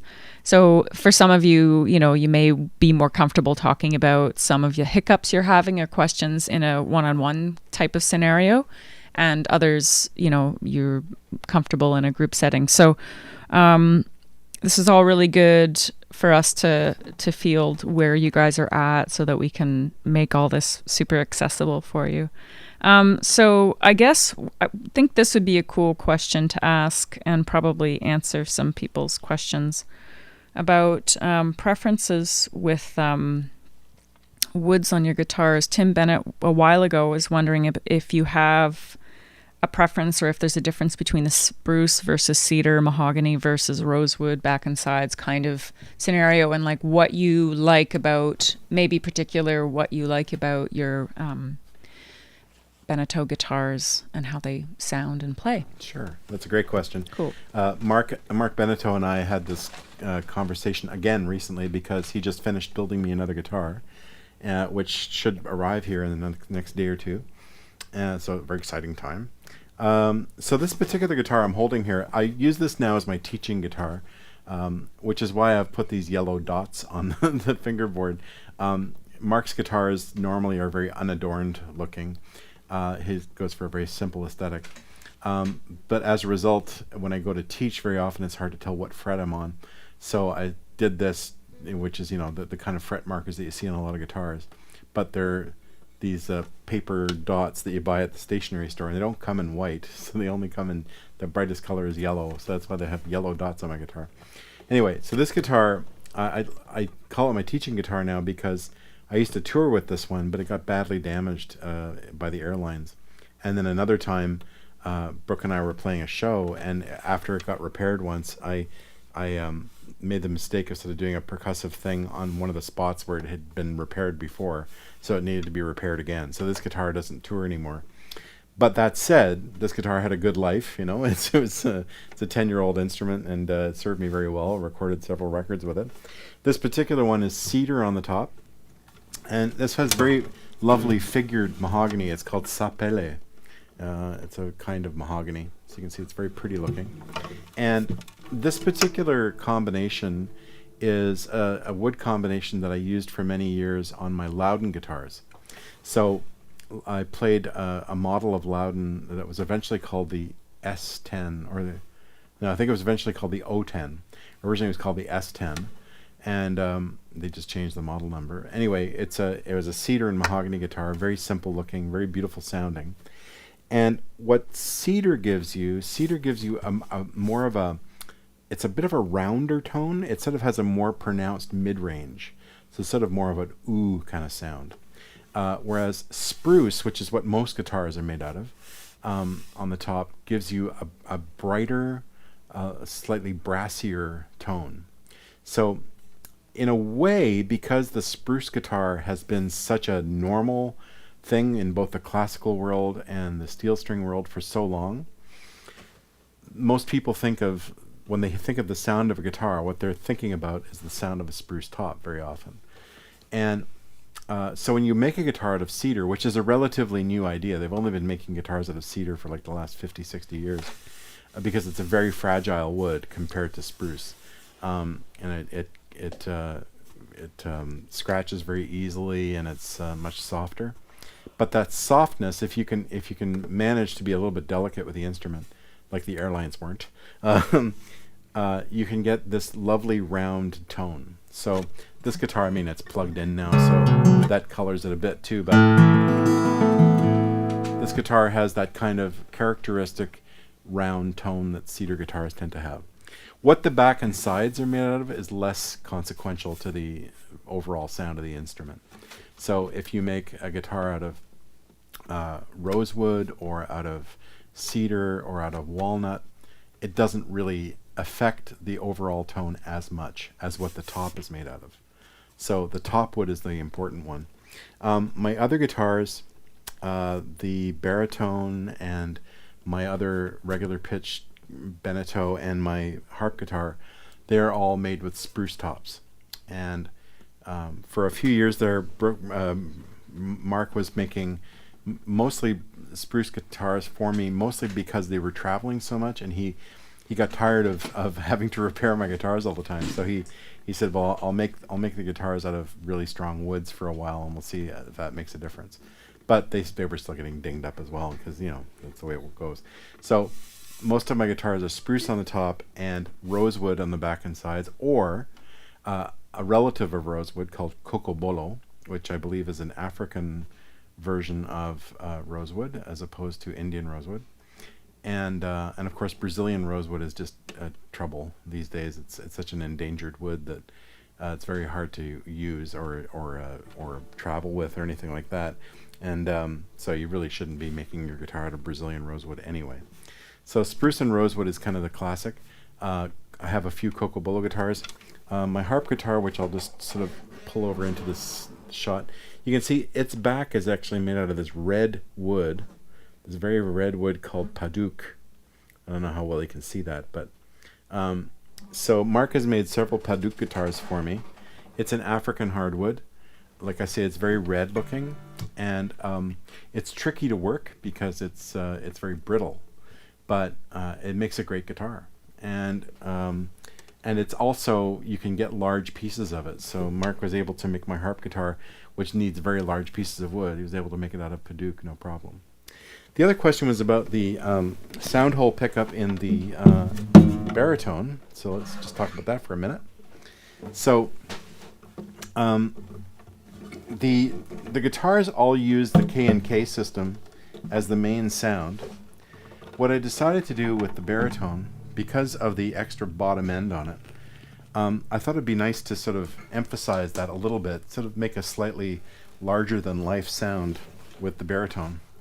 And so I took this LR Baggs M1 magnetic pickup that I've had kicking around for a while. I had it in an old guitar and then had it transferred into this one. And it works great. Now, what it does is it adds kind of a low hum, to the overall sound.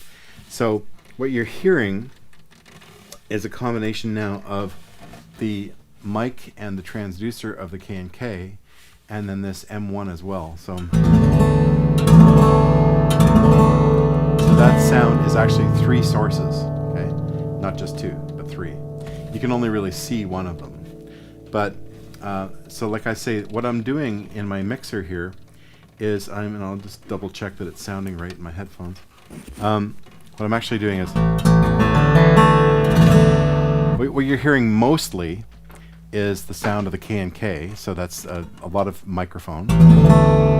Since I'm not going through external speakers, I don't have to worry at all about feedback. So relying a lot on the microphone there. Now, what I can do, just to illustrate, here I'll try to isolate things. So here's just the microphone. Right? And then, oh no, that's not right. Here, this is just the microphone. If I do this. Here, this is just the microphone. Okay? And this is just the transducer, so no microphone. See, See, so it's quite a bit duller sounding, right? Because there's no moving air in the sound. And what I tend to do is if I'm in a situation where I can't use 3 sources, just the 2 from the K&K, I will take that transducer sound and I'll even beef up the bottom end. So I'll show you how I do that. I reach over to my little mixer thing here, this blender, and I can crank the bottom end on the transducer. So you should be hearing a lot of bottom end now if you're listening on decent speakers. So it's almost too much now. It's starting to distort. But anyway, that's the transducer by itself. I'll bring the microphone back in here. So it's a little more natural sounding. And then here's the other source. This is just the magnetic. Get a little more level in it. So there's the magnetic, and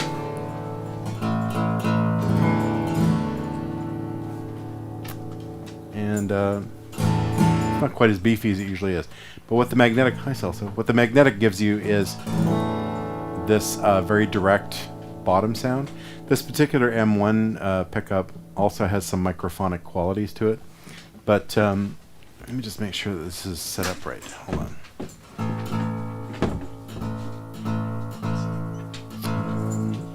Oh, I know what I did. Yeah, I had to not use that today for a technical reason. So unfortunately, you're actually not hearing the magnetic at all, but you're just hearing the K&K. But the magnetic gives you a little more presence on the bottom end. That's all it really does. And also, it's good for driving effects. So if I put that magnetic pickup through, say, my octave pedal or whatever, it really rocks. Right? It gets really, really bottomy and in your face. Okay, so I'm going to finish up with a piece of music for you. Thanks again for being here, and thanks again for putting up with our little technical issues earlier. If you missed that, yeah, good for you. We started up a couple of times, and for whatever reason, there was this weird interference happening between the computer and my system, so I had to switch computers and got it to work okay. And one last time, little commercial message here. This is a way to throw a contribution our way to help put me through school.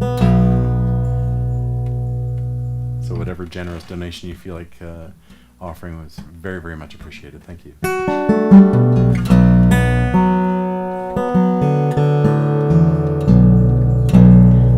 Play a short little version of a tune called Tight Trite Night.